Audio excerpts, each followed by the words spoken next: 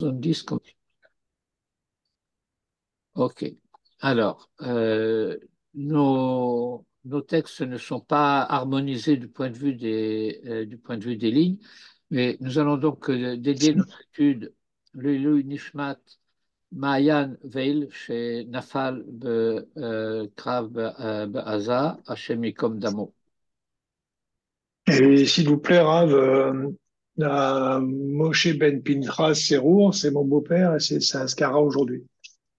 Ah. Le Nishmat Pinchas, Moshe Ben Moshe Pinchas ben Serour. Pinchas, Serour. Shetehi Aliyah la Neshama. Voilà. Très bien. Alors donc,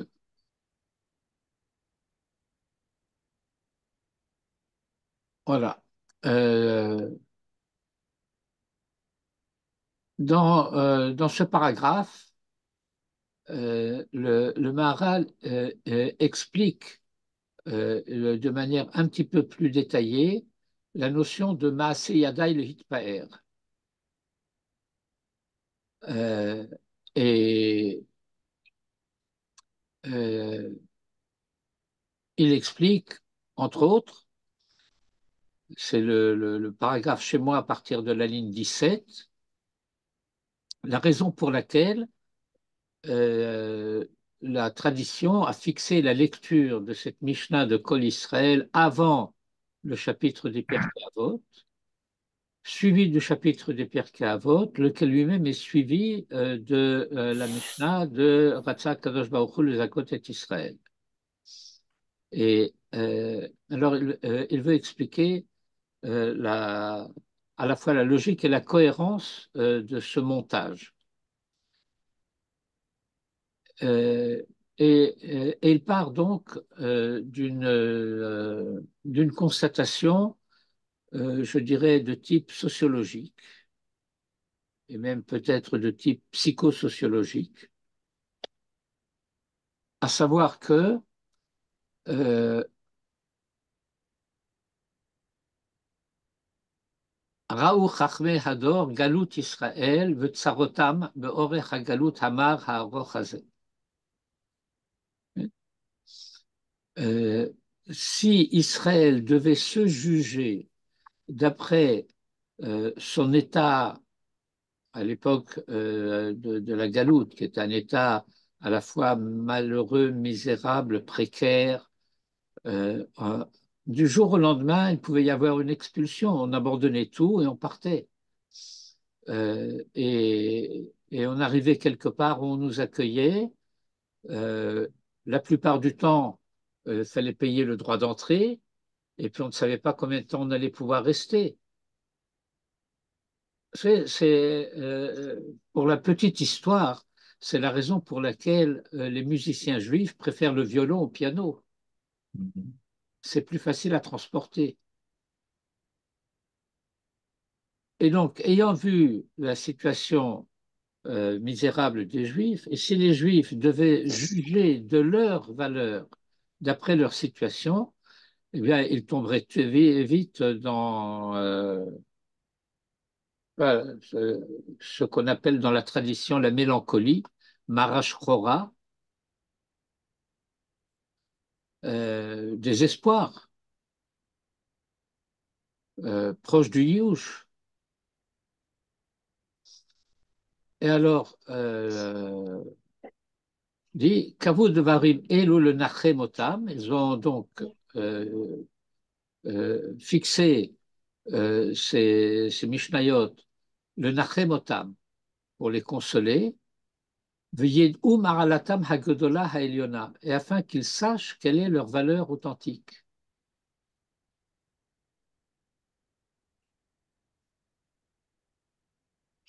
Et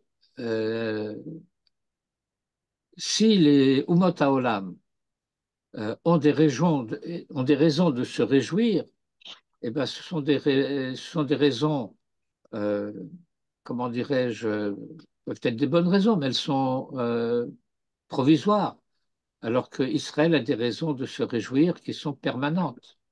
יש להם לישראל לשמוח בחלקם והצלחתם האחרונה. לפיכך סדר הדברים אלו זה אחר זה. תחילה כל ישראל, יש להם חלק לעולם הבא. ואין זה שכר מצווה כלל. Il ne faut pas croire que כל ישראל יש להם חלק לעולם הבא, c'est une récompense. C'est pas du tout une récompense. C'est quelque chose qui est lié à l'identité profonde, indépendamment des actes. Ce que Manitou, un peu à la suite du Rav Tzvi Yehuda, appelait le mérite d'être, qui est différent du mérite d'acte. Or, le mérite d'acte vise à nous conduire au-delà des actes au mérite d'être, mais il y a un mérite d'être initial a priori de toute l'existence.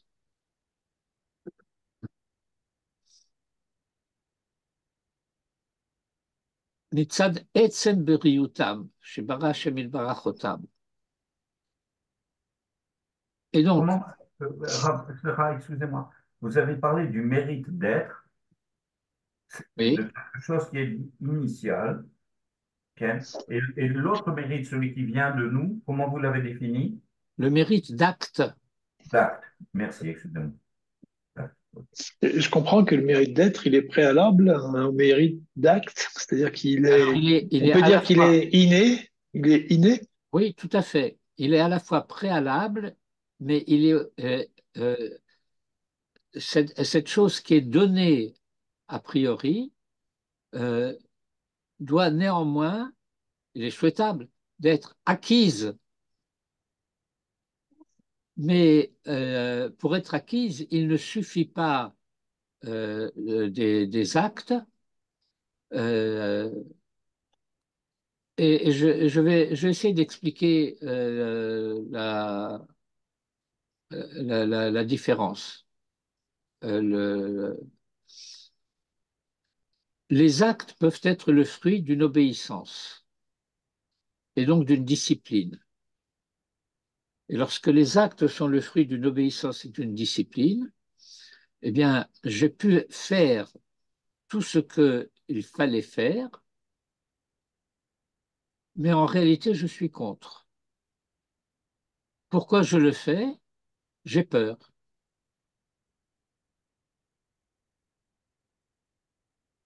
On m'a rabâché dans mon enfance et dans mon adolescence et les rabbins à la synagogue sans arrêt et à Tisha B'Av et à Kippour. Je suis un peu croyant comme ça. Je ne sais pas vraiment en quoi je crois, mais je suis un peu croyant. Et la plupart du temps, les gens qui sont un peu croyants, l'une des choses auxquelles ils croient, c'est l'enfer. Mais je n'ai pas envie de l'enfer. Ça n'a pas l'air sympathique. Et donc, je fais ce qu'il faut. Alors, il y a un mérite d'acte. Et il n'y a pas d'adhésion. Donc, je le traduis encore dans le vocabulaire classique. Hein. Ça veut dire qu'il y a Kiyum Mitzvot Meir A, mais pas Me'ahava. Mais en fait, dans le fait d'être bien né, il n'y a pas d'adhésion non plus. Mais alors, je dis, il y a quelque chose qui est donné à l'avance, c'est minimal, un point de lettre. Ce point de lettre est destiné à Olam Haba. Mais moi, je ne veux pas qu'il y ait un ongle de moi dans Olam Haba. Je veux une stature entière. Alors, de quelle manière transformer ce point initial dans l'envergure totale de l'être? Ben ça dépend de l'effort. Mhm. Ainsi, l'effort, il est la conséquence de la peur d'être châtié ou de quoi que ce soit d'ailleurs. Hein. On revient au même point. Ben, mais alors, c'est pour ça que je disais que ça reste du mérite d'acte, mais ça ne n'engendre pas ou ne développe pas le mérite d'être. C'est la différence qu'il y a entre Avoda Meir A et Avoda Me'ahava. Et comment alors nous pouvons interpréter Baruch HaMetzuvé? On a l'impression dans cette phrase, Baruch HaMetzuvé Sheino Je ne Metzuvé. connais pas. Ah, Je connais Gadol à Metsuvé, je ne connais pas Gadol Baruch HaMetzuvé. OK. Gadol HaMetzuvé. Donc, on a l'impression dans cette phrase que celui qui fait, bien que il ne soit pas mu par une hitlavut, etc. Non, mais ça n'a rien à voir avec votre interprétation. Euh, la Mishnah des Pirkei Avot explique que je vais vous raconter une anecdote. Quand j'étais en terminale, pour différentes raisons, je n'habitais pas chez mes parents. Je n'ai passé le Shabbat, tiens, mais bon. Et, et donc un jour, je rentre chez moi, chez mes parents, et je me dis, mon vieux, il faut que tu ranges ta chambre, n'est-ce pas? Et non me trouver, il faut que tu ranges ta chambre. Je rentre à la maison, bonjour maman, bonjour papa, et maman me dit, il faudrait que tu ranges ta chambre. Ben, j'avais plus envie. C'est ce que je voulais faire de moi-même. Mais une fois qu'elle me l'a demandé, je voulais plus. C'est Ah, ça que ça veut dire Gadol Metsuve Vose. Parce que celui qui fait parce qu'il en a envie, ben, il n'a plus envie, il ne fait plus. Alors ça ne veut pas dire que la notion de discipline doit être absente de la pratique, mais elle est insuffisante. Il y a D'accord, une mais on parlait d'adhésion. supériorité. Il y a une supériorité du Metsuve sur le lot Metsuve,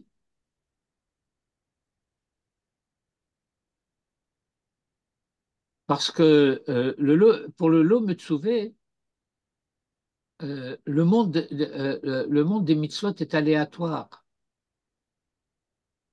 Euh, le Maral explique la fameuse Agada de Shabbat 68, que Dieu a renversé sur eux la montagne comme un baquet et leur a dit, si vous acceptez la Torah, c'est bien, sinon là-bas sera votre tombeau. Et il pose la question des Tosafot, il dit, mais ils ont déjà dit Naaseh Venishma. Alors pourquoi est-ce qu'il faut pourquoi est-ce qu'il faut une contrainte? Il y a un très long développement du Maharal, parce que le problème a diverses dimensions, diverses facettes. Mais l'une d'entre elles, c'est que le Maharal dit il ne fallait pas que Israël puisse croire que la Torah, qui est indispensable au monde, est présente dans le monde parce qu'ils l'ont bien voulu. Le fait que la Torah soit nécessaire et indispensable au monde implique qu'elle soit donnée dans une dimension qui est celle de la nécessité, c'est-à-dire de la contrainte. Mais qui on va contraindre?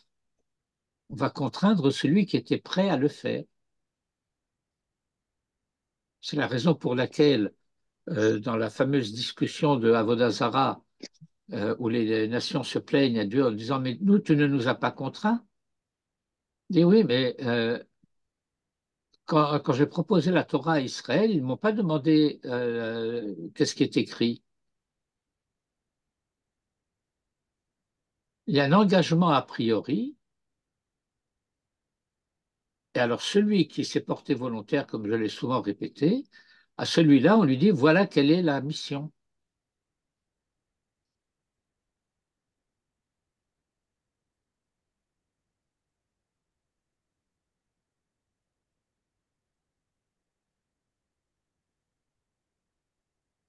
C'est pourquoi le Maral insiste ici, dès le départ, que Enze Sachar Mitzvah Klal, Rak Mitzad Etzem Beriutam. Et c'est là-dessus que le verset dit Netzer Mata'ai Maase Yadai Luitper. Donc, le Gadol Metsuve VOC ne s'applique qu'à ceux qui, en plus d'être Metsuvé, sont aussi en adhésion avec ce qui est Metsuvé et non pas ceux qui se contentent d'obéir bêtement. Alors, je dis, il y a deux niveaux. Il y a un premier niveau, c'est le fait que euh, d'un point de vue d'une simple analyse psychologique, la mitzvah, c'est Asher Kiddushanu b'mitzvotav, v'tzivanu. Ça veut dire que euh, je fais cela parce que cela m'a été commandé. Et il faut prendre le mot commandé dans les deux sens. Ordonner et demander. Dieu nous a passé une commande. Eh bien, nous, on a des devoirs de livraison. Ça s'appelle Messirut Nefesh. Et donc, il y a une supériorité de celui qui reconnaît la souveraineté divine qui, qui, qui commande les mitzvot, mais j'ajoute que c'est encore insuffisant. C'est supérieur à celui pour qui le monde extérieur est aléatoire parce qu'il n'existe que par son bon plaisir. Et comme le Maharal l'a expliqué, que j'ai rapporté tout à l'heure, la Torah étant indispensable au monde, elle ne peut pas dépendre du bon vouloir de qui que ce soit. J'ai compris.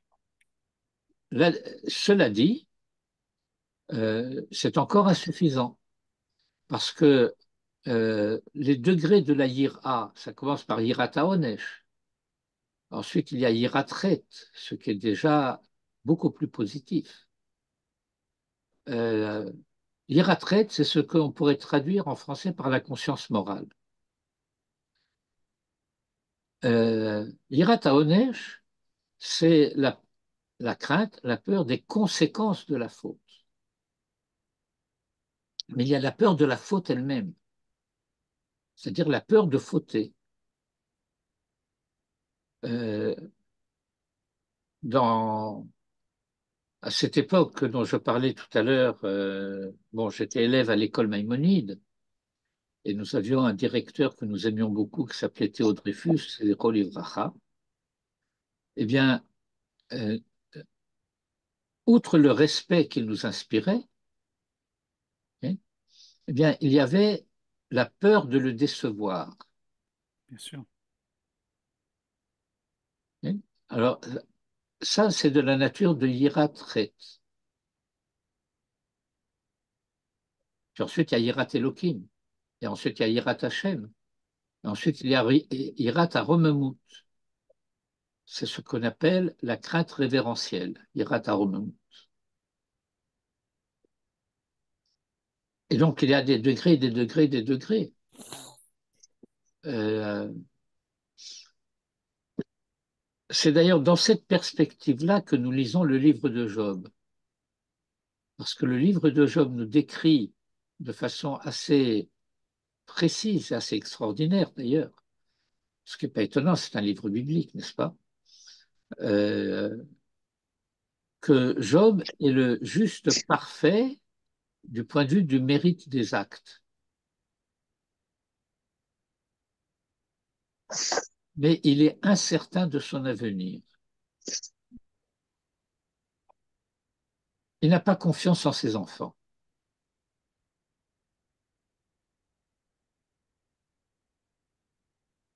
Ça veut dire que, d'une certaine manière, la réalité du monde lui fait peur.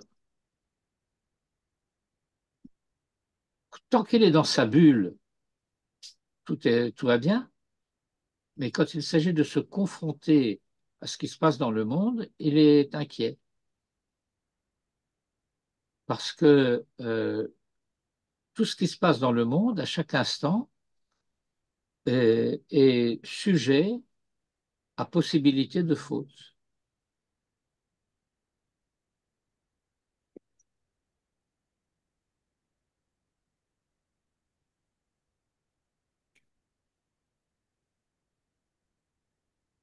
Bon, pour comprendre ça, il faut aimer le vin.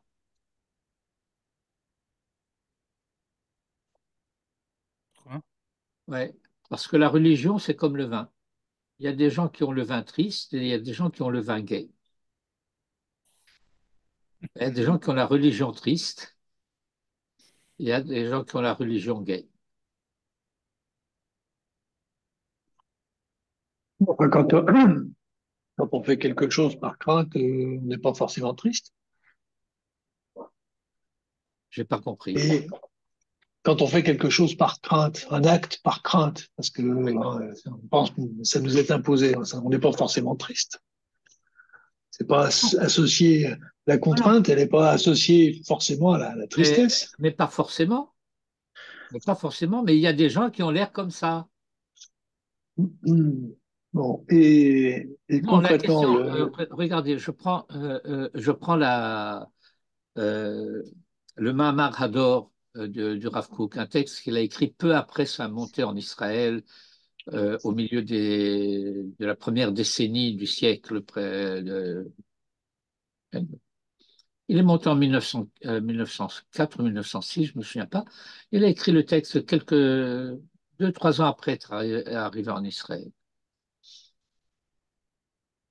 Et il dit, eh bien, nous avons une jeunesse euh, idéaliste, pleine de vigueur, pleine de vie. Elle ne se reconnaît pas dans le visage sombre que présentent les tenants de la Torah.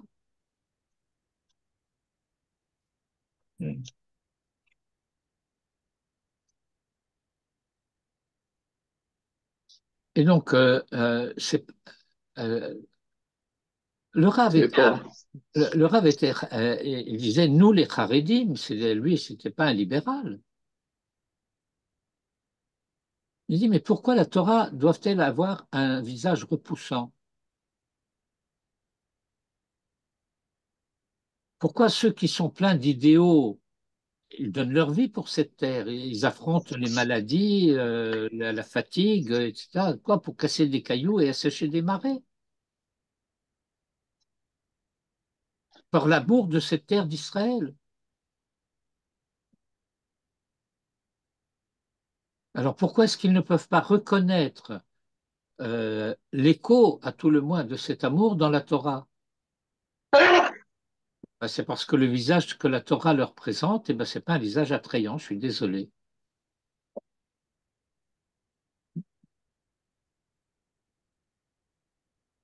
Ouais, souvenirs d'enfance qui remontent comme ça. Euh, Avant ma bar mitzvah, il y a un, un membre de la synagogue de la rue de Montevideo qui est allé voir mon père et qui lui a dit, tu sais, ton fils va faire le bar mitzvah, il serait temps que tu l'envoies à la yeshiva d'Aix-les-Bains. j'y vais dimanche. Il dit, Alors, euh, Shabbat, mon père, un peu timidement, je dirais, un peu craintivement, tâte le terrain et me dit qu'est-ce que tu dirais l'année prochaine d'aller à la Yeshiva d'Aix-les-Bains? Ah non! Réaction spontanée, violente. Je dis bon, non, mais pourquoi violent comme ça? Il y a dans notre classe cette année un garçon qui vient d'Aix-les-Bains. Et alors, quand il récite les fables de La Fontaine, il se balance comme dans la tfila. La cigale ayant chanté toute l'année, moi, je ne veux pas devenir comme ça. Voilà. C'est tout. Et quand vous vous promenez dans certains quartiers de Bnei-Brak et dans certains quartiers de Jérusalem, eh ben, c'est sombre.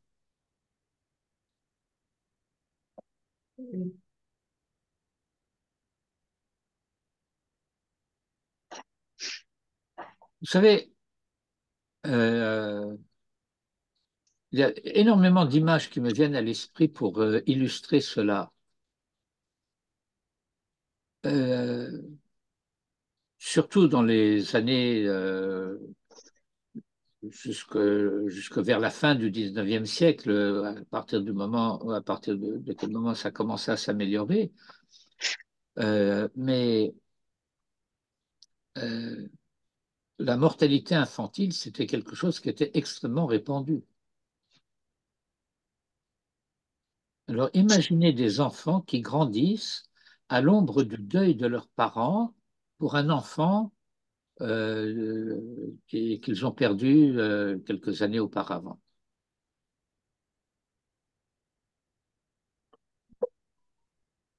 Vous comprenez l'image?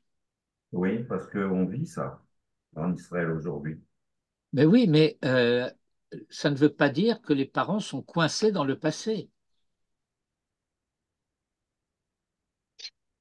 Il y a le deuil, il y a la souffrance, il y a et la mémoire et tout ce que vous voulez, mais il y a aussi le présent, il y a les enfants vivants. Et C'est terrible. vous savez, il faut se rendre compte quand même au niveau de la conscience collective, le fait que c'est très différent de porter le deuil d'enfants ont été victimes d'un pogrom que de porter le deuil d'un enfant qui est tombé au front. Je sais. Oui. Ça n'a pas du tout la même, comment dirais-je, la même teneur.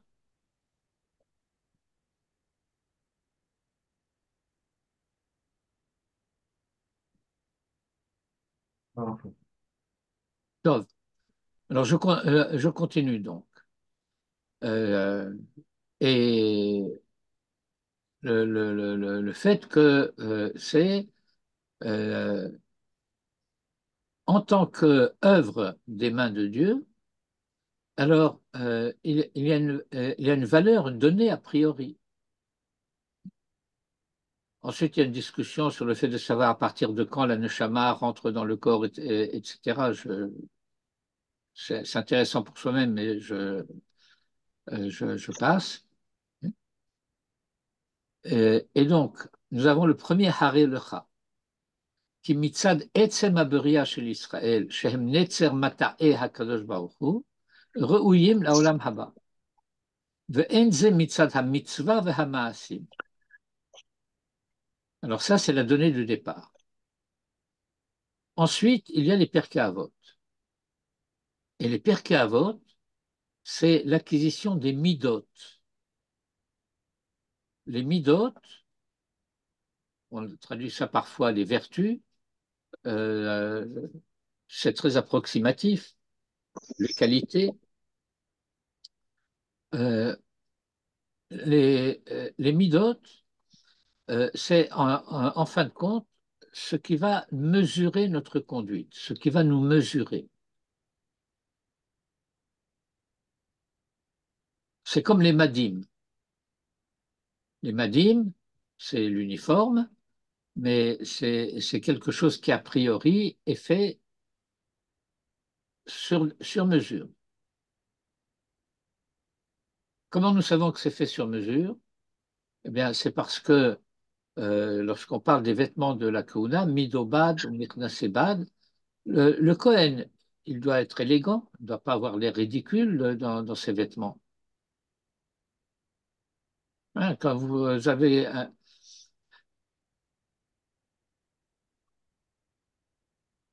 la première fois que j'ai entendu parler de M. Chouchani, euh, c'était lors d'une conférence qui a été faite par quelqu'un que je connaissais par ailleurs aussi de la synagogue et qui était sorti premier, c'est-à-dire major de sa promotion à l'école des mines. Ah oui, monsieur. Et en tant que major de sa promotion à l'école des mines, Monsieur Revlin? Revlin, non? Je non, révèle. comment? Revlin? Rivline. Rivlin, oui, c'est ça. Que j'ai connu, hein. C'est un type extraordinaire. Oui, Claude Rivlin. Oui, c'est ça. Ouais. Et alors, il a gagné un voyage autour du monde. Il devait choisir un thème pour son voyage. Et ensuite, au retour, faire des exposés, etc. Alors, il a choisi comme thème les communautés juives à travers le monde. Alors, il a été au Japon, il a été en Uruguay, enfin, il a fait le tour du monde. Il a rencontré donc Monsieur Chouchani. Alors, je vous livre la première impression de sa conférence, donc lorsqu'il parle de Monsieur Chouchani. C'est un homme d'assez petite taille qui porte manifestement un costume fait sur mesure, mais pas aux siennes.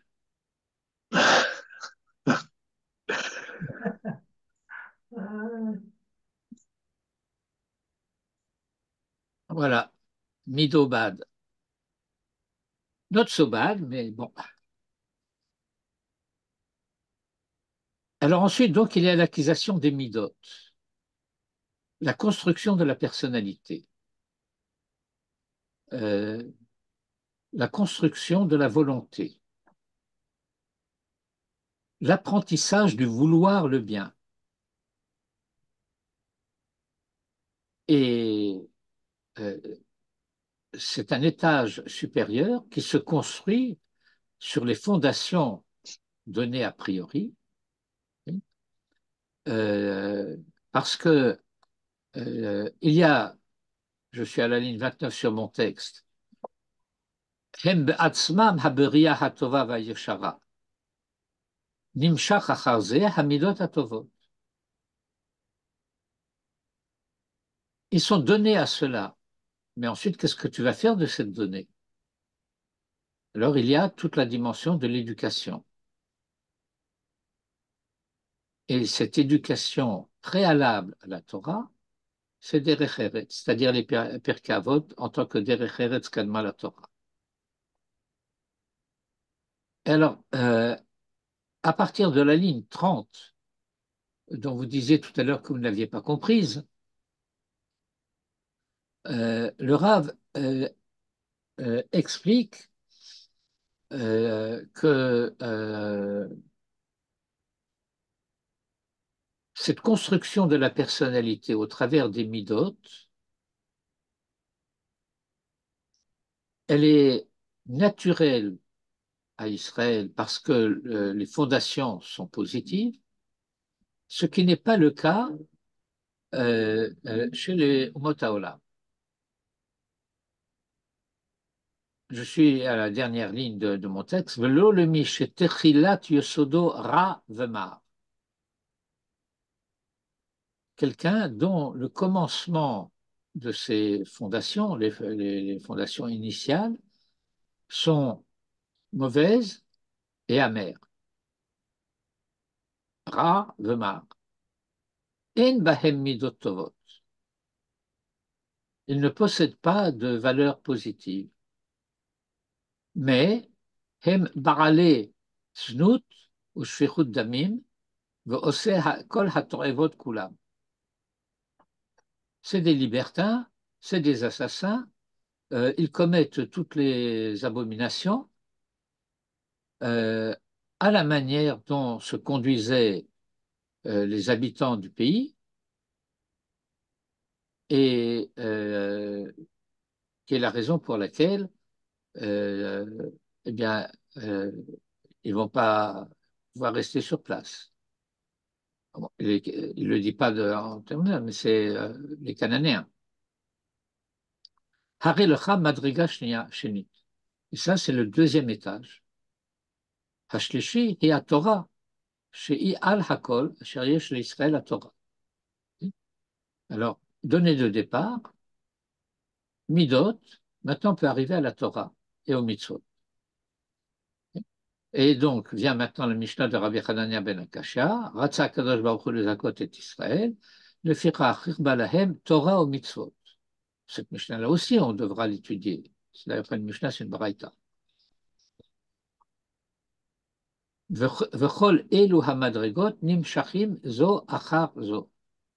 Et ça, c'est la cohérence de la structure du rite, de la liturgie, de la lecture des Pirkei. Et alors,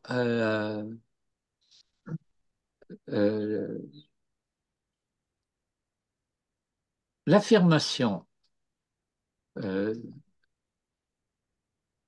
problématique que les Umot Haolam, ils ont un fondement qui est ras et marre, sont des gens qui peuvent dire on en a marre d'être comme ça.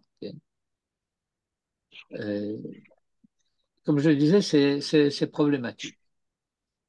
Et c'est problématique parce que ça a l'air de contredire de manière tout à fait frontale un enseignement fondamental, repris d'ailleurs de manière tout à fait appuyée par Maïmonide dans Ilchot Teshuvah.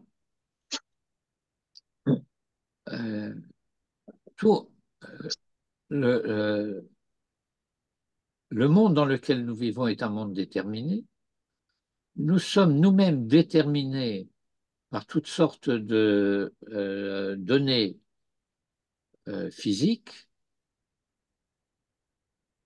euh, socio-économiques, etc.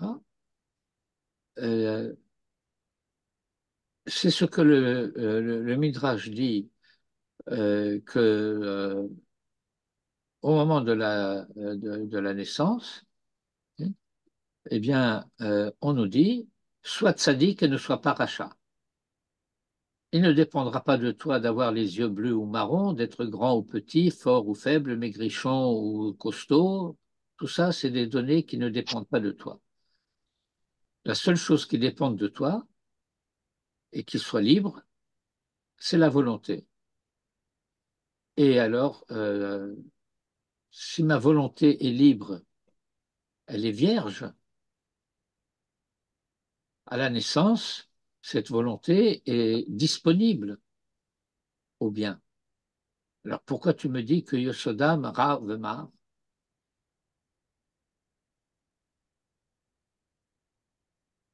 Eh bien,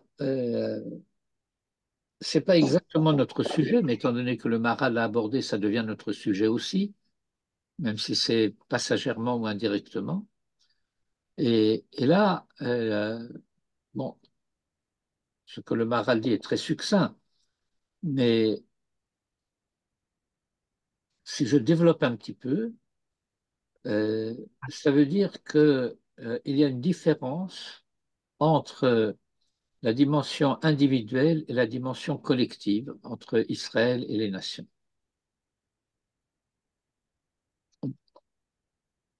Absolument le contraire l'une de l'autre. Israël en tant que collectivité, impeccable. Et puis il peut y avoir des individus en Israël abominables. Les sociétés des goïms abominables. Et puis il peut y avoir dans ces sociétés des hommes admirables. D'autant plus admirables que leurs données de départ n'étaient pas favorables.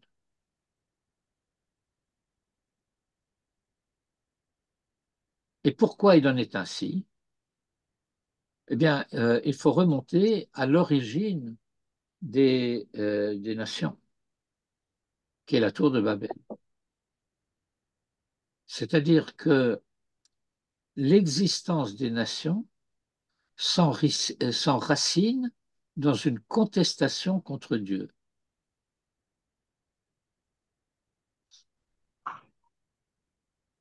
Le premier de ces contestataires et chefs de file s'appelle Nimrod. Encore aujourd'hui en Israël, il y a des gens qui sont fiers d'appeler leur enfant Nimrod. Ça veut dire le révolté, le rebelle. Alors la question est de savoir contre quoi tu te rebelles. Nous avons une habitude euh, très familière de dire qu'il n'y a aucune différence entre Nimrod et Abraham en tant que rebelle. Il ne faut pas croire qu'Abraham, c'est un béni, oui, oui. Pas du tout. C'est un rebelle. D'abord, il se rebelle contre Nimrod. Il faut déjà le faire. Mais donc, Nimrod se révolte contre Dieu, Abraham se révolte contre le mal.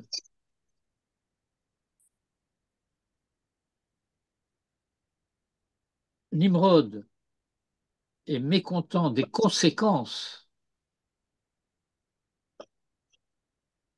Abraham se révolte contre les causes.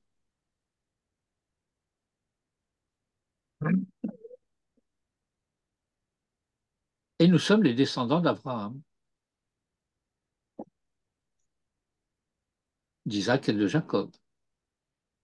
Mais à l'origine, le premier, celui qui a dû faire le pas initial, qui est souvent le plus difficile, c'est Abraham. C'est d'ailleurs la raison pour laquelle, dans la bénédiction des pères, qui est la première de la Tfila, le Khatima, c'est Magen Abraham.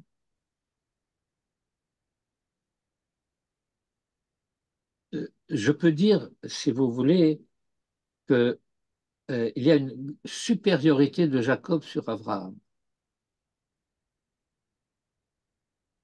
Bachir Sheba Avot, euh, le, le plus choisi des pères. Comme on dit dans les boutiques en Israël, qualité Aleph Aleph. Pourquoi? Parce qu'il réalise l'unité des valeurs. Alors qu'Abraham est à une extrémité du côté droit, Isaac a une extrémité du côté gauche. Alors, Abraham est déçu. Et comment je suis déraciné de ma place? Et je le rassure, pas du tout. C'est avec toi qu'on la signature, c'est Bechachot Min.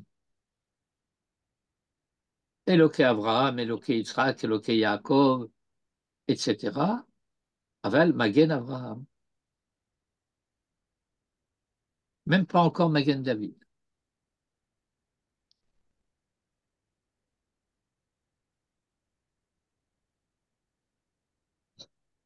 Et donc, Et donc, il y a une différence de nature ou à cause de ce que vous venez d'expliquer entre les Goïm et nous ou eh bien, entre... on constate une chose. Euh, il n'y a pas de la part des nations une attitude euh, totalement dédicacée à lutter contre le mal. Regardez le dernier vote de l'ONU. Non, mais d'accord, mais est-ce que c'est la résultante du libre arbitre de chacun d'entre eux ou est-ce que c'est une espèce de fatalité nationale? Et c'est une fatalité nationale, mais le libre arbitre de chacun existe. Pas vraiment, du coup. Si, individuellement, liberté totale. Vous voyez, vous avez entendu parler d'Albert Londres, on en a parlé il n'y a pas longtemps. Mhm. Alors, Albert Londres, qui était un grand reporter, a fait un reportage dans les années 20 sur le réarmement de la Ruhr. Vous savez, la Ruhr, c'est cette région un peu frontalière entre la France et l'Allemagne, et qui, au terme de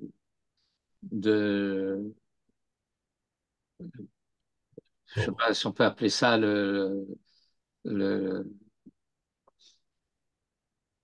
la paix qui a été signée, imposée à l'Allemagne après la Première Guerre mondiale, impliquait le désarmement de la Ruhr. Et l'Allemagne réarme la Ruhr. Et Albert Londres fait un article sur le réarmement de la Ruhr. Alors, son rédacteur en chef le convoque et lui dit: votre article n'est pas dans la ligne du journal. Et Albert Londres répond: un journaliste ne connaît qu'une seule ligne, c'est celle des chemins de fer.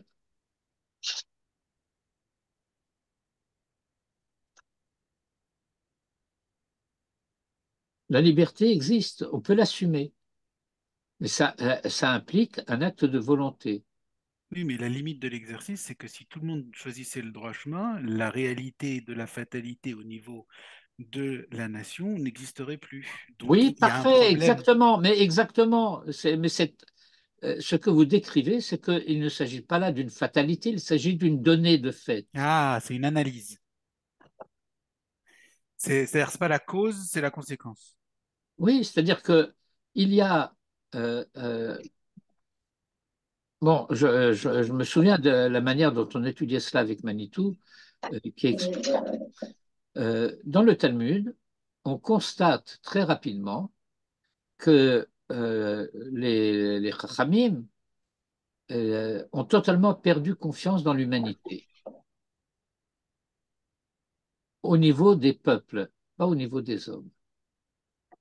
C'est-à-dire que plus exactement, je dirais même, au niveau des gouvernants et pas tellement au niveau des gouvernés. Euh, je ne suis pas sûr du tout. Je n'ai pas fait des études de détail à ce niveau-là, mais enfin, je lis quand même un peu les journaux, les informations un peu de différents horizons, même à travers Internet, toute la réserve qu'on peut avoir à ce sujet. J'ai diffusé d'ailleurs, il n'y a pas très longtemps, euh, un- une vidéo où un des responsables palestiniens explique de quelle manière ils se servent de l'actualité israélienne pour déstabiliser la société israélienne. Oui. Euh, de quelle manière ils se mêlent aux manifestations pour la libération des otages, en ayant l'air de soutenir ces familles, etc., alors qu'ils sont parfaitement conscients du fait que ces manifestations n'ont qu'une seule conséquence, c'est de durcir les positions du Hamas et de rendre la libération des otages impossible. Et ensuite de pouvoir en rendre responsable le gouvernement. C'est machiavélique. Et vous avez des gens en Israël comme Ehud Barak qui trempent là-dedans et qui entraînent d'autres derrière eux, mais vous avez là-dedans également une cinquième colonne pas négligeable qui n'est pas du tout juive. Bon, bref. Et donc je disais que je n'ai pas fait d'études d'État, mais enfin le sentiment général qu'on a, c'est que les gens qui votent à l'ONU selon les directives de leur gouvernement ne représentent pas les peuples qu'ils gouvernent.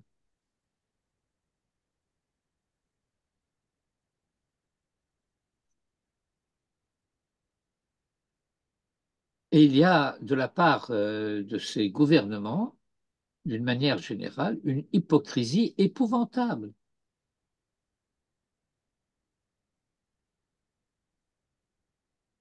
On va lutter contre l'antisémitisme, déclare le gouvernement britannique. Et pour ce faire, on va supprimer l'enseignement de la Shoah à l'école. Pourquoi ça dérange les petits musulmans?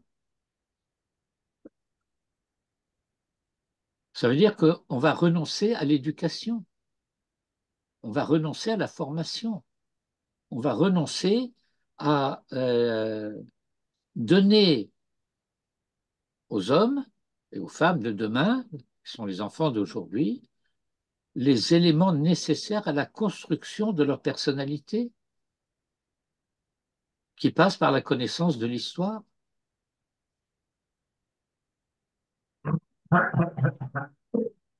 Alors, Yesodam Ra Vemar,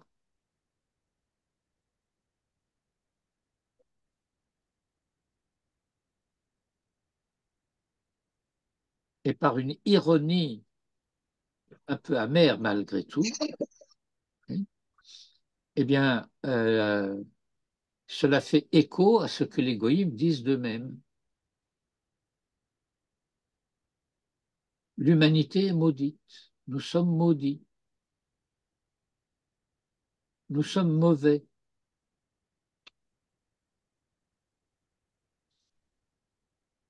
On parlait du scoutisme tout à l'heure et des scouts. euh, Manitou, qui était l'aumônier des GI, a été aussi le commissaire général, enfin, bon, il était l'aumônier des GI après la guerre. D'ailleurs, comme ça qu'il signait dans les numéros de Lumière. Vous avez connu la revue Lumière? Oui, à l'époque, oui. Bon, c'est Manitou, aumônier. Alors, il y avait des rencontres interscouts. Il y avait les scouts de France, c'est-à-dire les catholiques, les unionistes, c'est-à-dire les protestants, et puis les zéistes, c'est-à-dire nous. Et bon, le scoutisme, c'est entre autres l'éducation par la joie. Et le pasteur aumônier des unionistes disait, pour nous, ça nous pose un problème énorme, parce que le protestant se réveille le matin en disant je suis pécheur, il se couche le soir en disant je suis pécheur, et on est dans la pénitence en permanence. La joie, c'est malsain.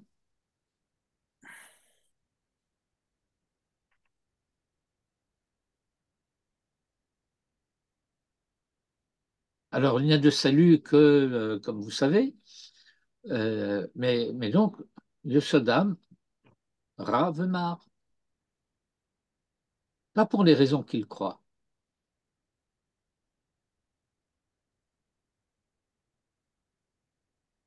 Vous avez lu l'article de Manitou sur la rencontre des bergers. Non, je n'ai pas vu. Et qu'est-ce que vous faites de votre temps le Shabbat? Je n'ai pas tout simplement ce texte. Comment vous n'avez pas ce texte? Vous n'avez pas Ah, la parole et l'écrit? c'est dans Kimitzion? Non, c'est dans la parole et l'écrit. Ah ben, je ne sais pas. Donc, je l'ai. Et c'est dans Pardès aussi.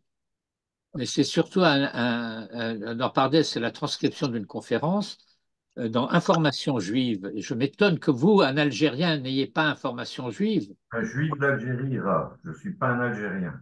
Bon, d'accord. Mais vous savez qu'il y a des juifs partout, sauf en Israël. Il y a des juifs en Amérique, il y a des juifs en Angleterre, il y a des juifs en Argentine. Mais en Israël, il y a des Argentins, des Américains, des Russes. Benito nous a bien expliqué ça. C'est grave d'ailleurs. Oh, c'est grave. Mais oui, c'est grave. Mais c'est ça qui bouge Galouyot, qu'est-ce que vous croyez? Qu'est-ce que ça a de grave? Mais notre identité se fait à partir de ceux qui nous ont martyrisés, de ceux qui, etc. Bon. Mais c'est ça le tikkun. Et c'est peut-être pour ça qu'on est allé en exil, Euh, si j'ai bien compris. Moi, j'ai pas compris. J'ai compris qu'on était allé en exil justement pour ramasser les étincelles Entre de autres, oui, bien lumière sûr, bien sûr. Mais c'est pas seulement pour les ramasser, c'est pour les réunir et dans les le réunir ensuite. à Hein. Jérusalem, Et oui. les réunir ensuite. Et les réunir ensuite. Ouais. Oui. Ça, le tikkun. Euh, et alors,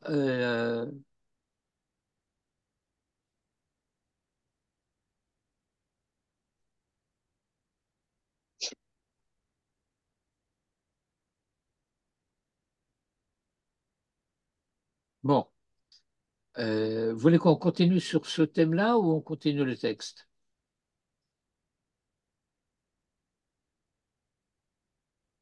Je pose la question à tout le monde sauf Adam.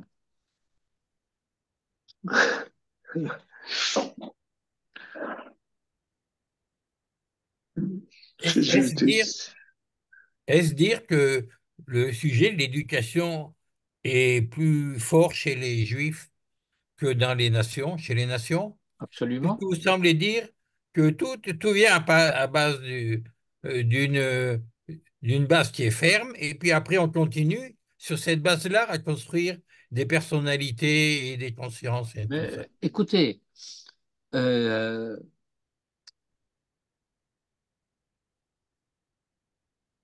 à 3 ans, on commence à apprendre aux petits-enfants les lettres.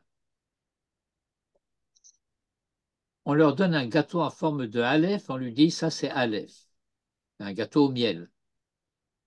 Et puis ça c'est bête. Et c'est pas bête, c'est bête.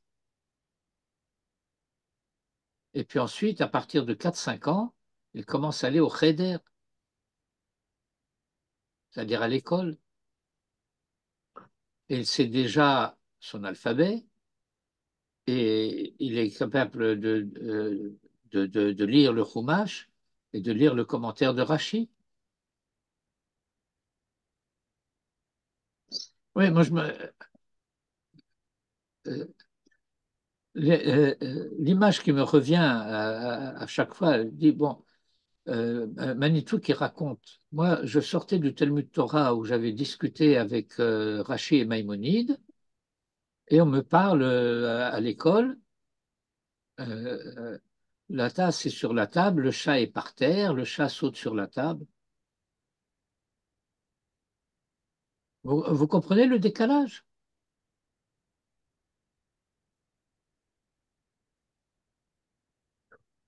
À une époque où le monde entier était plongé dans l'analphabétisme, bon, il n'y avait pratiquement pas d'analphabète chez les Juifs.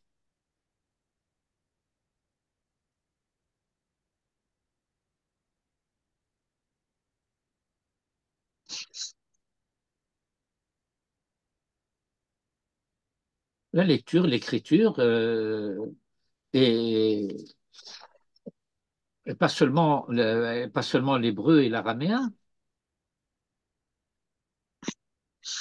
mais aussi les.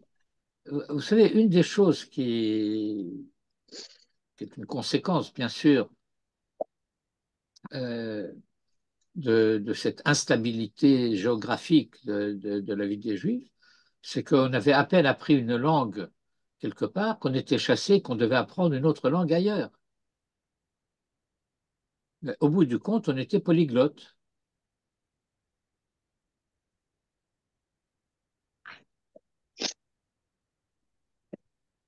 Bon, mes parents, ils parlaient le tchèque, le hongrois, bien sûr le yiddish, l'allemand, le polonais, le russe.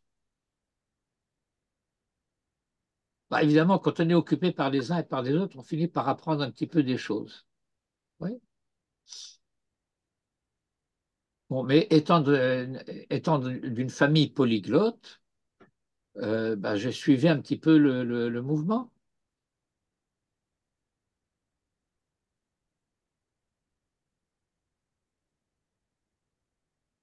Alors, j'ai aussi 5 ou 6 langues à mon actif, sans parler des langues que je lis, même si je ne les parle pas. Alors, parfois, j'ai besoin d'un dictionnaire, mais même en français, j'ai parfois besoin d'un dictionnaire.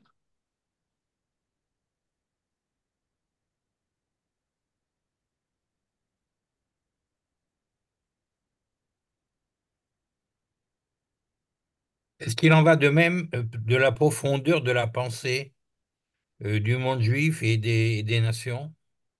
Est-ce qu'ils sont arrivés à un maximum de profondeur et puis nous, on est peut-être sans limite? On voit ça au niveau de l'information en ce moment. Ben, Les gens écoutez, s'arrêtent à un certain niveau de l'information. Ils ne vont pas plus profond. oui, oui. Bon, ça dépend qui d'abord. Ça dépend J'ai qui. en tête une personne et enfin. Mais ce que je veux dire, c'est que le système actuel est tel que. Moi, je me souviens par exemple du journal télévisé dans les années 60 par rapport au journal télévisé d'aujourd'hui. Ben, c'était autrement plus sérieux. Pourquoi c'était autrement plus sérieux? Ben, parce qu'on prenait le temps d'informer. Aujourd'hui, une nouvelle chasse l'autre, et puis on n'a plus le temps d'informer. Et donc, l'information, c'est comme si vous ne lisiez que les titres des articles et que vous n'avez pas le temps de lire l'article.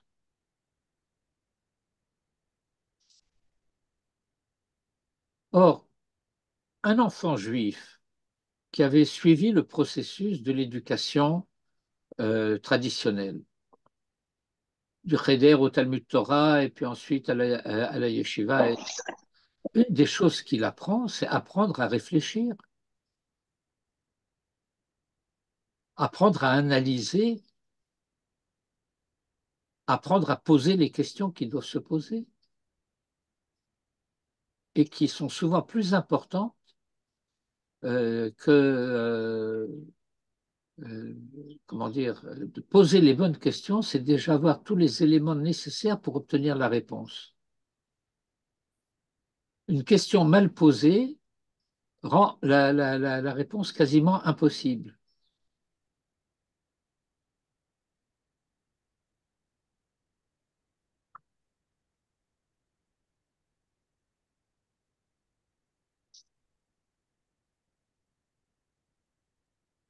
Je sais pas, j'ai plein de souvenirs d'enfance qui me remontent comme ça.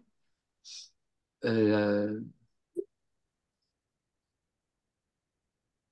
J'avais un copain qui était le fils d'un ambassadeur de France, assez antisioniste, qui a été ambassadeur en Égypte, qui a été, bon, je ne sais pas si vous vous souvenez, c'était Monsieur Gors. Il a été ministre des Affaires étrangères aussi. Il a été ministre des Affaires étrangères de De Gaulle et il a été aussi ambassadeur en Algérie et en Égypte. Très, très pro-arabe, Quai d'Orsay, etc. Bon, Ça, c'est un pléonasme. son fils était un camarade d'école. Et ce camarade d'école a eu la mauvaise fortune d'attraper la poliomyélite à la piscine.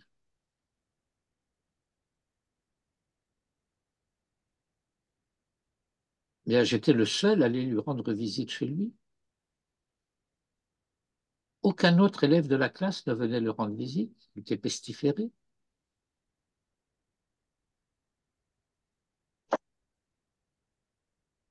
Moi, c'est pas que j'étais meilleur que les autres, mais moi, c'est comme ça que j'avais été éduqué.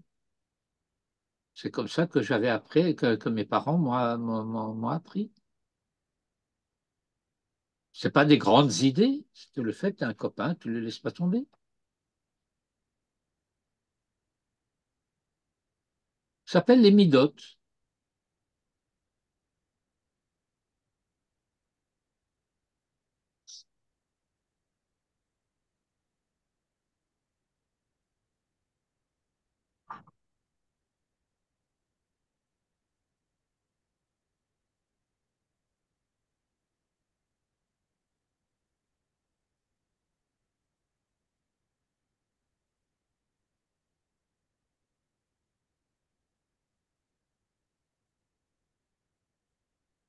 Un grand silence se fit dans l'assemblée. Comme disait Prévert, un ange passe, il n'a qu'une aile et très déplumée.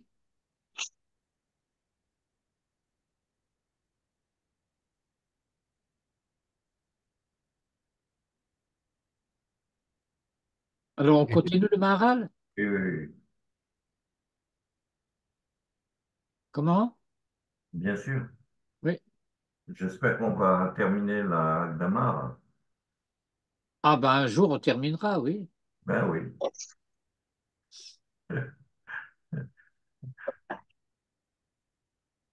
Faut avancer, faut avancer. וכבר אמרנו, לין 4, כי המידות טובות נמשכים אחר הבריאה הטובה והישרה, ואחר דרך ארץ נמשכת התורה, וכמו שהתבהר לקמן בעזרת השם, אצל אם אין דרך ארץ אין תורה, עיין לקמן. Et qui indique en quelque sorte les relations d'interdépendance et de réciprocité. Imen derech eretz en Torah, imen Torah en derech eretz. De la même manière qu'il dit imen kemach en Torah, imen Torah en kemach.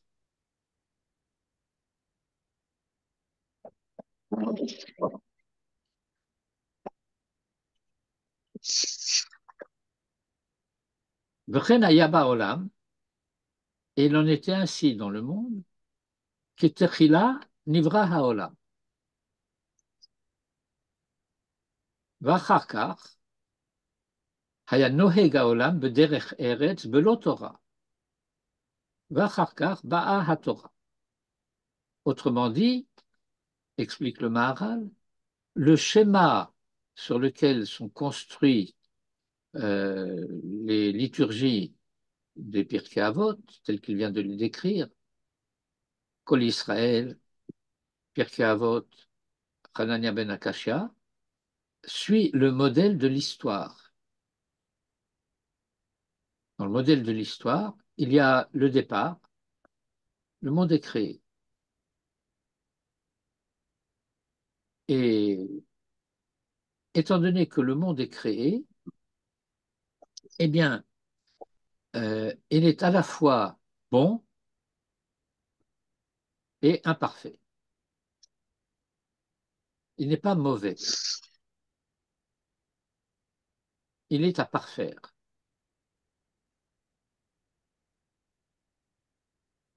J'explique souvent, quand on commence à étudier le premier verset de la Torah, que c'est à l'état de commencement que Dieu a créé les cieux et la terre, et pas à l'état d'achèvement.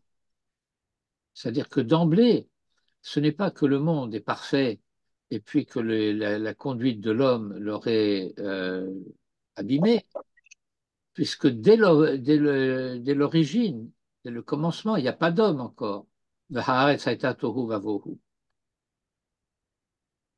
Alors, il y a une situation où il y a, c'est bon, puisque ça a été créé par Dieu, ce n'est pas parfait, parce que ça a été créé à l'état de commencement. Et l'achèvement est confié à l'homme à travers l'histoire. Alors donc, début, création, ensuite toute une période d'histoire sans la Torah, mais l'élaboration des Midot. A contrario, lorsqu'il s'agit de s'opposer au mal, et donc va se poser la question de l'origine du mal.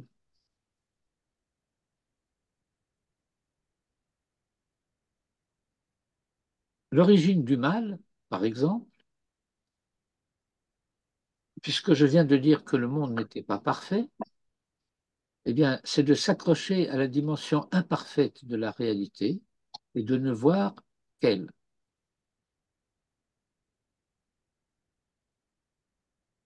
De n'agir qu'en fonction d'elle, pas pour la réparer.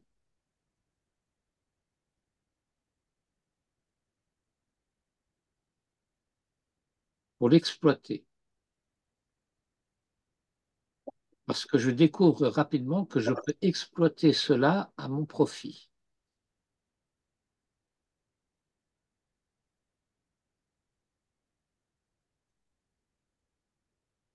Comment travaillent les escrocs?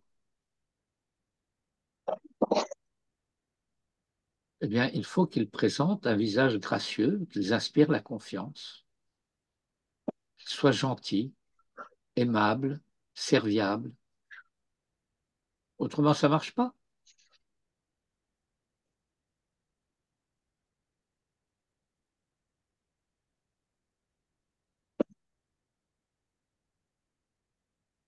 Autrement dit, euh, étant donné que l'homme doit avoir par nature un minimum nécessaire de conscience de son importance, ça porte différents noms dans les différents systèmes religieux, philosophiques, etc. C'est ce que nous décririons de la manière la plus simple comme étant purement et simplement le vouloir vivre. J'ai faim, il faut que je mange. J'ai soif, il faut que je boive. Je suis curieux, il faut que je me renseigne. Je me nourris aux différents niveaux de ma personnalité, du monde extérieur.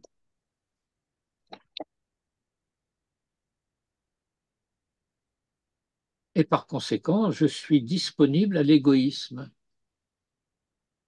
Mais l'égoïsme n'est pas une fatalité, mais il est là. Il faut que j'en tienne compte.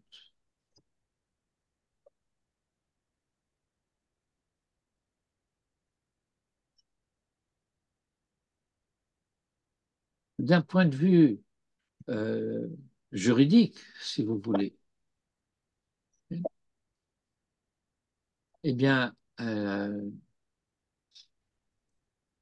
on nous dit, d'une part, ton sang n'est pas plus rouge que le sien,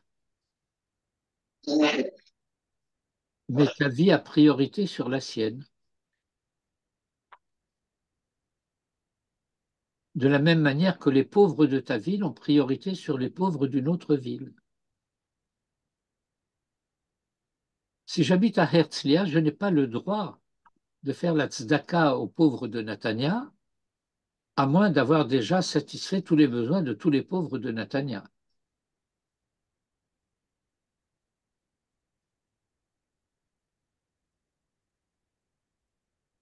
Et non seulement cela, mais ceux du centre-ville ont la priorité sur ceux de Herzliya Pitoire. Pour moi, parce que moi j'habite au centre-ville et pas à Herzliya Pitoire. Il y a une loi de la proximité qui joue aussi. Elle est plus importante que celle du niveau de détresse, par exemple?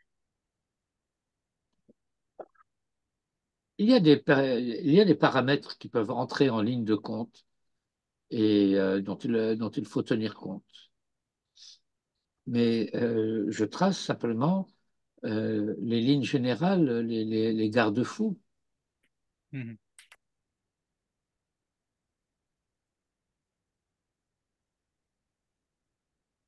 Pour utiliser une expression qui est toujours fausse, toute chose égale par ailleurs.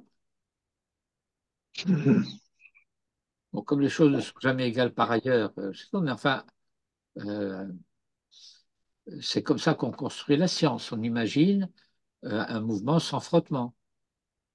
Et alors on peut écrire la formule mathématique de mouvement.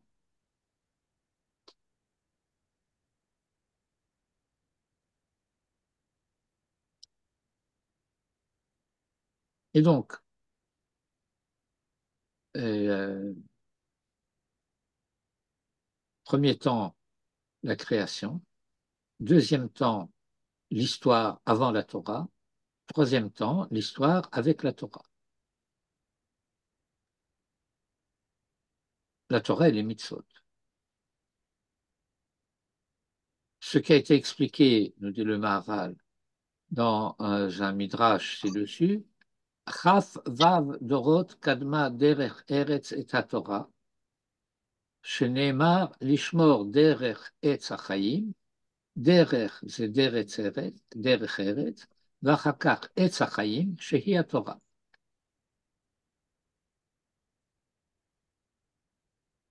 Pourquoi 26 générations?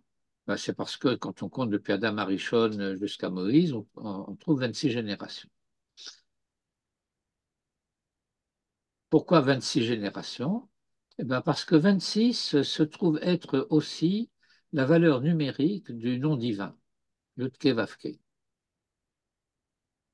Yud, c'est 10, 2 fois He, c'est de nouveau 10, ça fait 20, et Vav, c'est 6, ça fait 26. Et ça veut dire qu'il y a un temps d'histoire qui euh, est parallèle au développement du dévoilement, de la possibilité du dévoilement de la présence divine dans le monde. Et lorsque ce déploiement atteint sa maturité, alors le monde est mûr pour recevoir la Torah. À quelles conditions? Eh bien, qu'il y ait un peuple qui soit prêt à la recevoir. Pourquoi? Parce qu'elle ne peut pas être donnée à des individus. La Torah concerne l'humanité, elle ne concerne pas la personne individuelle. Et en tant que telle, euh, elle pourrait devoir être donnée au monde, Mais dans la mesure où le monde n'est pas prêt à la recevoir, alors elle peut être donnée à quelqu'un qui va prendre en charge, à titre d'une délégation, cette représentation du monde, à condition qu'il ne s'agisse pas d'individus, mais d'une collectivité. Et très souvent, euh, il nous arrive d'avoir ce genre de discussion euh, au sujet des Baalei Teshuvah. Le problème des Baalei Teshuvah, c'est très souvent le fait qu'ils ont le sentiment de recevoir la Torah de Dieu. Bah, de leur rabbin, mais ça revient au même. Ouais. Alors que on reçoit la Torah au travers de Am Israël. Ça veut dire que si la Teshuvah est une Teshuvah au mitzvot et pas une Teshuvah au peuple, elle est erronée, elle est fausse, elle est faussée, déviée, dévoyée.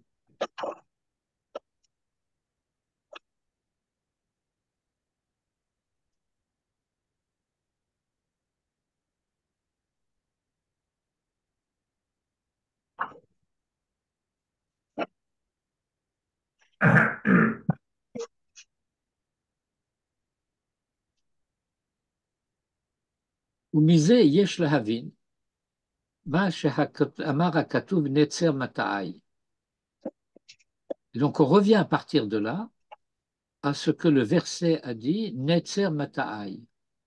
Alors je rappelle, Netzer, c'est la tige initiale qui sort tout droit de terre, et Mata'ai de mes plantations, au pluriel.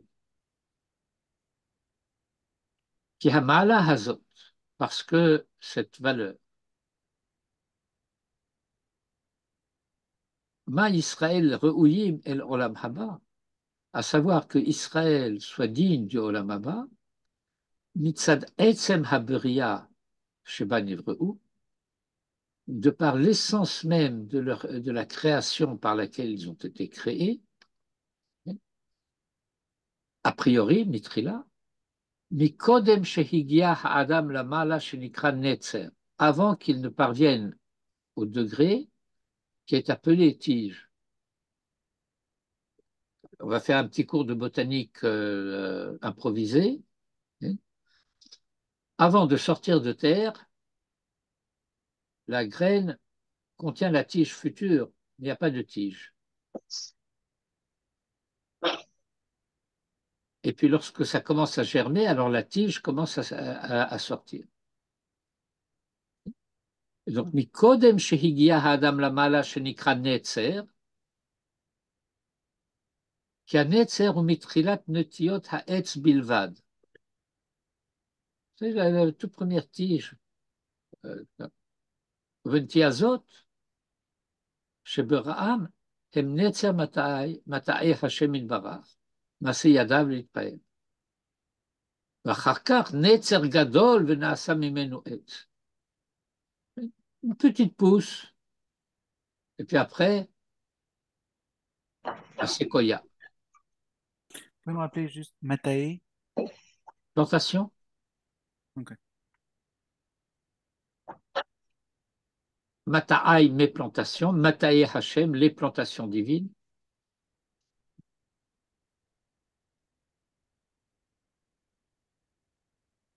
Maase Yadav, œuvre de ses mains, le Hitpaer.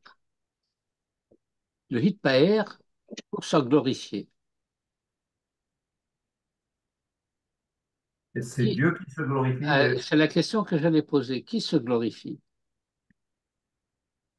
Eh bien, les deux. Dieu peut se glorifier de ce peuple, et ce peuple peut se glorifier d'être le peuple de ce Dieu. Ouais. Avec cette remarque d'être conscient du fait qu'il n'y est pour rien.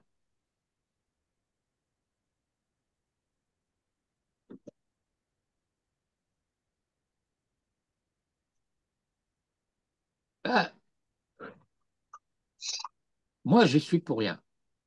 Mes ancêtres, ils sont certainement pour quelque chose. Parce que c'est grâce à mes ancêtres que je suis arrivé là où je suis.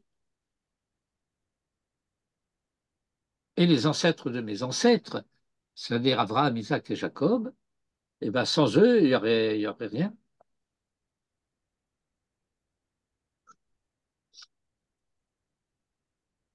Si vous réfléchissez un peu du point de vue du fonctionnement de la langue, alors intuitivement, vous pouvez comprendre la différence qu'il y a entre qui a choisi en nous et qui nous a choisi. Asher Bachar Banu, לא Asher Bachar Otanu.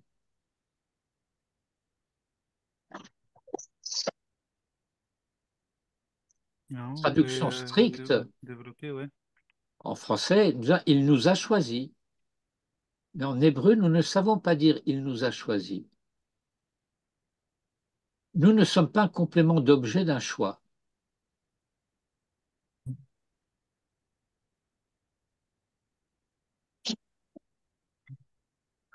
En français un petit peu plus distingué, nous pouvons dire il a fait choix de nous. Mais ce n'est pas aussi précis qu'Asher Bachar Banu.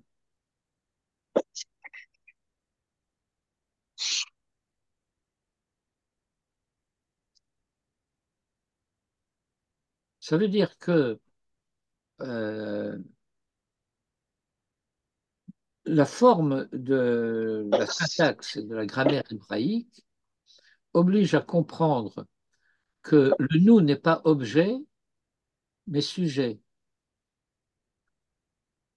C'est lui qui choisit, mais nous sommes sujets de ce choix.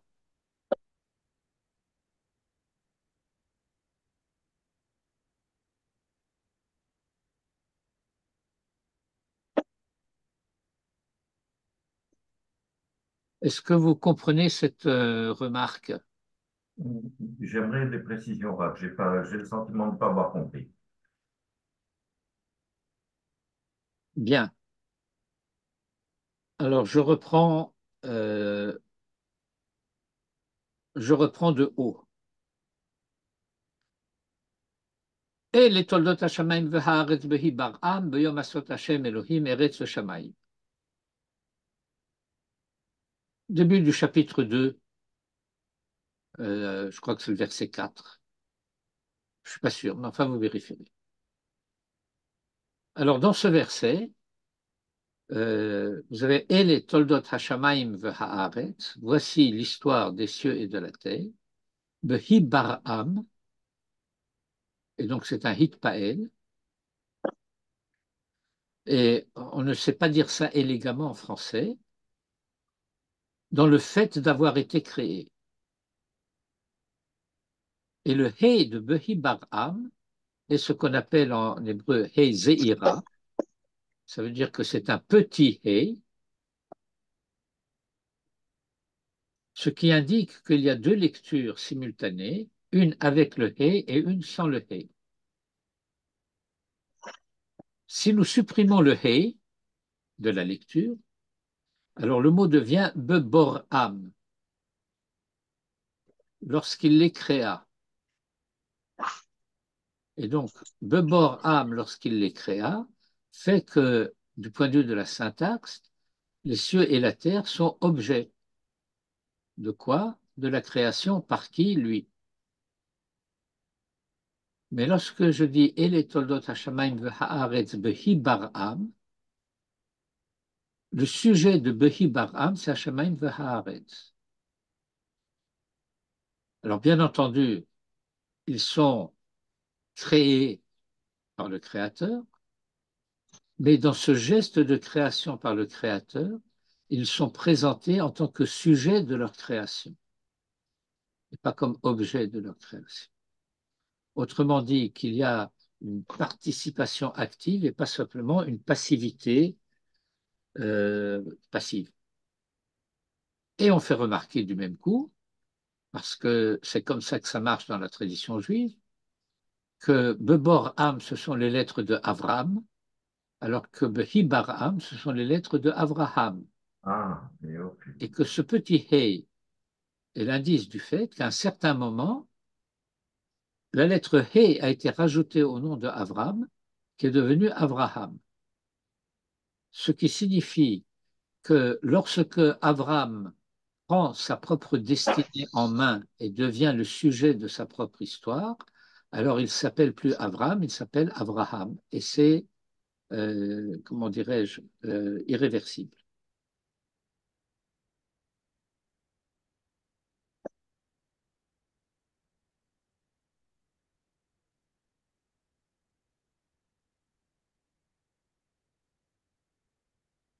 Donc, on s'arrête là-dessus. C'est Non, bien. juste, Merci beaucoup. juste en revenant à ce qu'on était justement en train de dire, comment là, Banu, Cher Bahar Banu, ça fait, il n'y a pas de He qui fait un ifil pour que ça nous rende sujet. Comment ça nous fait sujet plutôt que Otanu? Bon, le premier pas, c'est de comprendre que euh, du point de vue grammatical, otanu, ça serait un complément d'objet direct, Mhm. alors que banu n'est pas un complément d'objet direct. Ensuite, euh, banu, si je veux être très, je dirais, littéraliste, alors cela signifierait que c'est au terme du fait que en nous, il y a quelque chose qui fait que nous sommes choisissables. Si je parle en termes juridiques, nous sommes éligibles. Et comme disait M. Chouraki, André Chouraki, vous avez connu André Chouraki, le peuple élu est souvent en ballottage.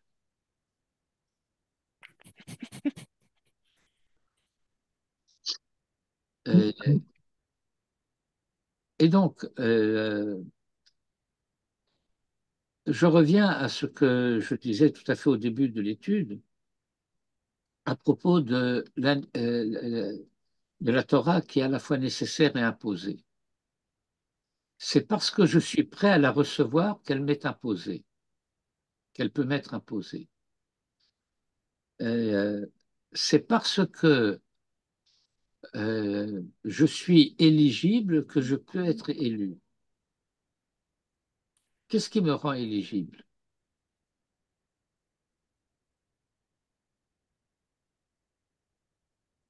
Eh bien, je vais prendre un midrash d'une manière tout à fait élémentaire, mon cher Watson. Je suis éligible dans la mesure où j'ai rejeté l'idolâtrie.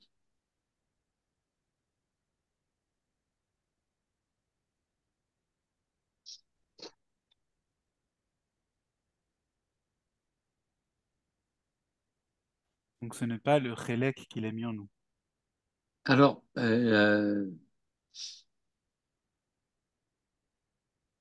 l'histoire d'Abraham ne commence pas avec l'Ech Lecha. Mhm. Au niveau du Midrash, elle commence avec Abraham Hikir et Boro.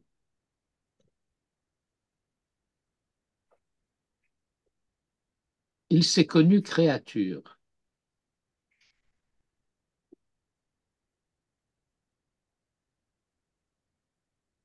Se connaître créature, c'est reconnaître avoir un créateur.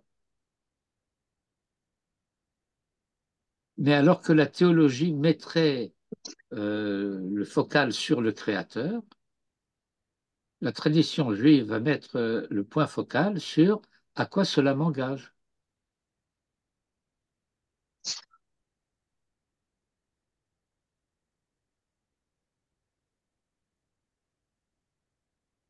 Mhm. Et donc, puisqu'il a voulu ma présence en tant que créateur, je dois avoir nécessairement une certaine importance. J'ai un rôle. Et je pourrais m'enorgueillir de cela. C'est la raison pour laquelle l'humilité est une valeur. Parce que ce n'est une valeur que chez celui qui aurait des raisons d'être orgueilleux.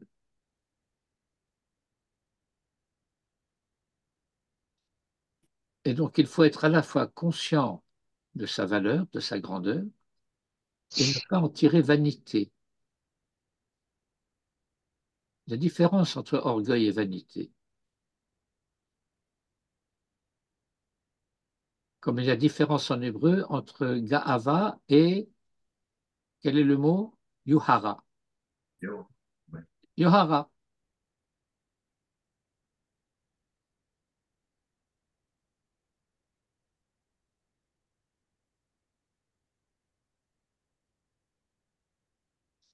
Tov. Alors, Hazak Baruch. nous reprendrons avec, Merci, Arnaud. à partir de des lignes 13-14. Merci beaucoup. Merci beaucoup. À bientôt. Mesorotot. Amen. Mais